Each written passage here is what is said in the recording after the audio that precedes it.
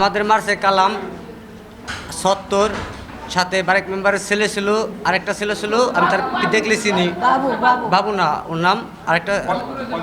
ওরা ৪ থেকে ৫ জন লোক ছিল আন্দারে। তা আমার ভাই ছিল, বাড়িতে আসতেছিল, আমি শুনছি ওরা মারামারি করবো, আমি শুনি আমি ওর আগে যেতেছি, আমার হলো প্রথম আটক আটকাইছে। ওই মুহূর্তে আমার ভাই আইসে, আসার পরেই আমার প্রথম কোবা আমার দিয়েছে হাত পেছে কোপ দিয়েছে, বাদ আমি ছুটে গেছি ওদের হাতে। তারপর আমার বাইরে খুব আইসে এভাবে।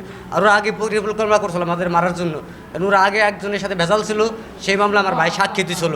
সত্য সাক্ষী দেওয়ার জন্য, আমার ভাই সত্য সাক্ষী দেওয়ার জন্য সে আসামির তখন কিছু হয় নাই, কিন্তু সত্য সাক্ষী দিছে। তাদের খুব আমরা সাক্ষী দিলাম কেন, এই জন্য আমাদের উপরে আবার অ্যাটাক করছে তারা। আমার ওই পোলা ভাত খাইবে নি আসবে লাগছিল, বাজারে গেছিল, বাজার গুনে আসবে লাগছে, ভাত খাইবো বাড়িতে আসবো।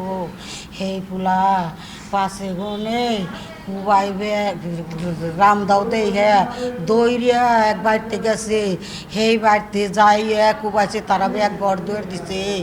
হ্যাঁ আমার একজন কয় কী দেখো তোমার পোলা মরে গেছে, যাই দেখি কি এই সমান রক্ত, হ্যাঁ মরে গেছে, এই আড্ডি বাইরে গেছে, এই পায়ে এনগনে কাইডা লাগছে, জুলবান ডাকছে, আটটাই আমার জুলবান ডাকছে, হ্যাঁ আমি জুলবান ডাকছে, যাইয়ে দিয়ে অবস্থা আমি দেই হ্যাঁ হাঁটি লইয়া গেছি। অবস্থা বলা যে মোটামুটি অনেক ক্রিটিক্যাল অবস্থা। হ্যাঁ, তো পাও বিচ্ছিন্ন হয়ে গেছে, অ্যাম্পুটেশন একটা হাই লেভেলেরই বলা যায়, পায়ের গোড়াটি থেকে হয়ে গেছে, এবং হাতেও আমরা দেখলাম যে মোটামুটি এই সাইডটাও চলে গেছে অনেকখানি।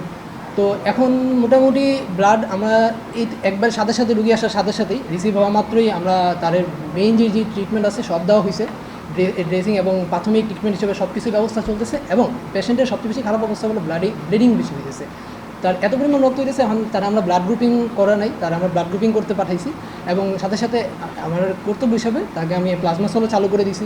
এখন দেখা যায় কী অবস্থা হয়, তবে পেশেন্টের অবস্থা অনেক ক্রিটিক্যালি বলা যায়।